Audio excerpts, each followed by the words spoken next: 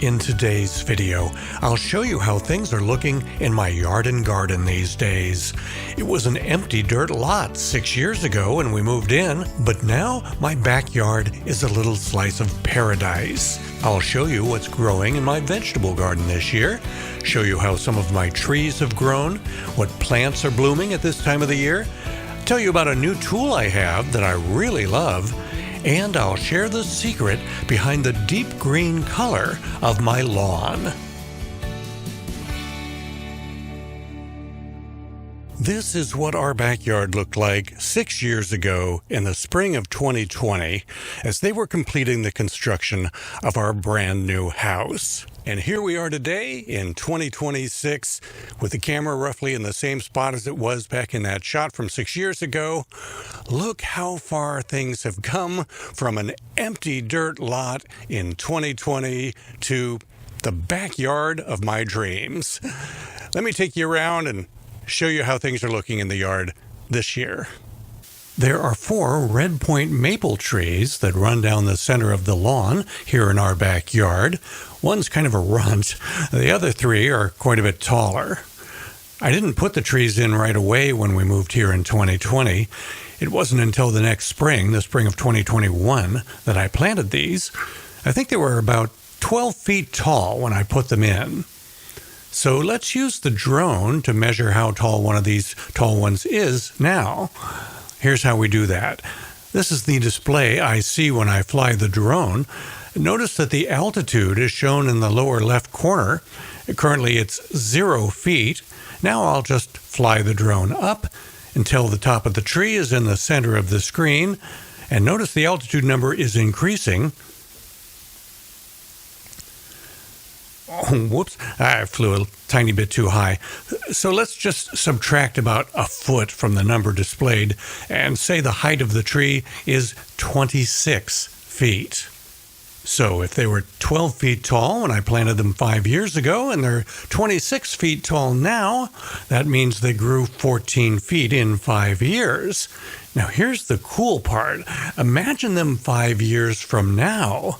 If they grow 14 feet in the next 5 years like they did in the last 5, that would put them 5 years from now at 40 feet tall. I like the sound of that. And on a sunny afternoon, Carly, our Cocker Spaniel, loves the shade that these trees make. To truly appreciate the maple trees in my backyard, you have to see what they look like in October. Look at that. This was last October, 2025. Are those fall colors unbelievable or what? Of course, in May, the weather is a lot nicer. Things are a lot warmer. It's actually comfortable to spend time outside in May in the backyard. In the fall, we mostly appreciate the beauty of the fall colors from inside the house, looking out through the glass.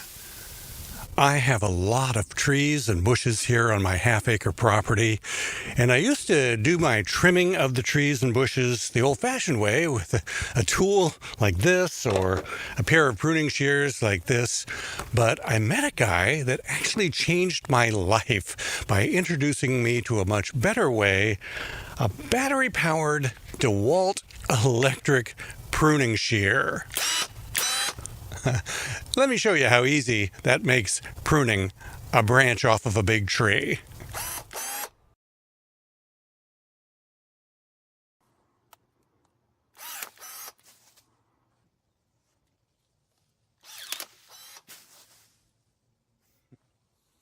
They also make it easy to cut all the tree branches down so that they will fit in my garbage can.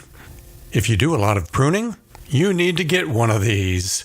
If you want one, find the comments for this video, and the very first comment has a link to these pruning shears at Amazon.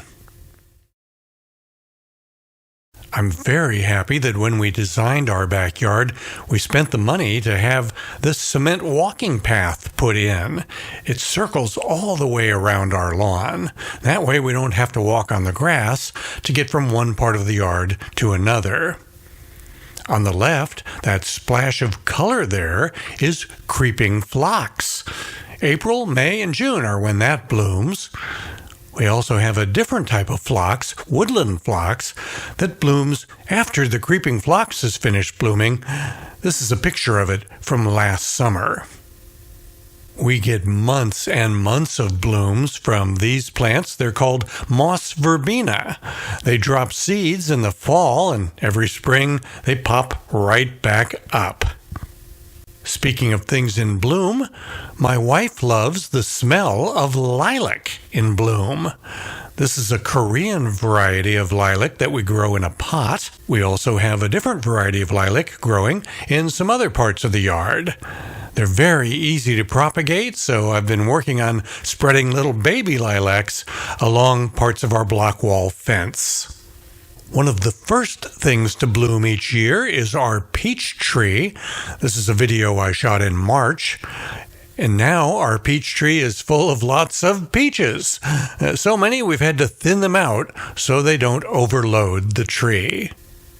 Another tree full of fruit is our Cosmic Crisp apple tree. Looks like we're going to have a lot of them this year. Are you familiar with the Cosmic Crisp? It's my favorite variety of apple. Now let's move out to our front yard and take a look at things out there. I used the same idea in the front that I used in designing the back, planting Redpointe maple trees in the center of the lawn. Here's a shot from last November where you can see how spectacular all those maples look when they go red in the fall. It's really amazing to see. But in May, things are much more green. That ground cover I planted in the rocks is doing quite well. It's called creeping sedum. It's kind of transitioning from green to red right now. This is what it looked like back in 2021. Very sparse. It has certainly filled in nicely since then. A few years ago, I did an experiment to see if I could use Amur Maples to create a hedge on our front patio. It has worked out really well. Thanks to the hedge, somebody driving by on the street can no longer see any packages that the UPS man may have dropped off at our door. And notice the creeping phlox in front of the hedge, giving us a nice splash of color. Over to the right side of our driveway, this ground cover has been a nice success. It's creeping juniper. I hate regular juniper, but this variety stays low to the ground and stays small. I actually got it by mistake. I ordered something else from an online nursery, and they mistakenly sent creeping juniper. I didn't want to just throw it away, so I planted it here. And I like how it looks, so it's a keeper. It's certainly better than looking at the gray rocks that the home builder used throughout the whole neighborhood. On the east side of our front yard, the azaleas in front of this block wall fence are in full bloom right now. A few weeks ago, when they first went into bloom, they were a very bright pink, but now over time the color has changed a little. We also have some hydrangeas in the shady part of the front yard, but they won't bloom until summer. Over on the east side of our house, we have 3 raised bed gardens where I grow fruit, vegetables, and flowers, and where I propagate cuttings and grow things from seed. In this garden here, I've got Walla Walla sweet onions growing. We're just a few miles from Walla Walla, Washington, so I've got to grow these, right? In these plastic pots we're coming up to, I'm growing maple tree seedlings from seeds that dropped from the various maple trees in my yard. Those ones that say AB, those are Autumn Blaze maples. I've got 4 different varieties of maples I'm growing from seeds. Next are some vegetables, bell peppers, jalapeno peppers, and 3 different varieties of tomatoes. And then I've got a very large section of strawberries. They will be ready for picking beginning around the end of May.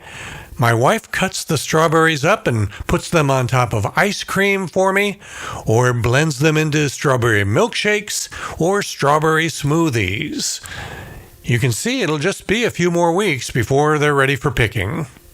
In this garden bed, I've planted zinnia seeds, but they haven't germinated quite yet.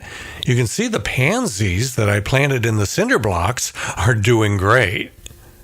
This is a shot I took in November of 2020 when I was building the raised garden beds. I'm really glad I built them. They've worked out great.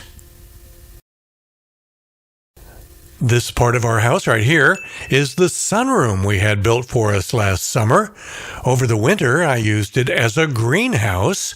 And here are some of the things I started from seeds in the sunroom over the winter. Whatever doesn't end up getting planted in my garden, I'll give away to friends and neighbors. Now, I want to point out this green belt that runs along the property line that separates our yard from our neighbor's yard. From the air, you can really see how it forms a buffer zone between the two properties. Well, here's the view from ground level. Those bushy trees you see here to the left of my walking path, those are Amur maple trees. Because they are so bushy, they really make a great screen to hide what's behind them. Here's a shot I took about a month after we moved into our new house. I'm going to freeze it right here. Before all the trees and bushes went in, this is basically what we saw when we were sitting out on our patio or if we were inside the house looking out a window. And really what my eye is drawn to is that gray wall, plus the homes of our neighbors and that RV in our neighbor's side yard. We look right into their yard and they look right into ours. Not much privacy. Well, that was almost 6 years ago, and look at it now. Now your eyes are drawn to all the greenery. You can't see the fence at all, and you really don't see much of the houses. It took 6 years to grow out, but I sure do love it now. Here's a shot from 3 years ago, the corner of my yard where I have the Zim sign. And there's that ugly RV. And here's what it looks like today. Everything grew an incredible amount in just 3 years.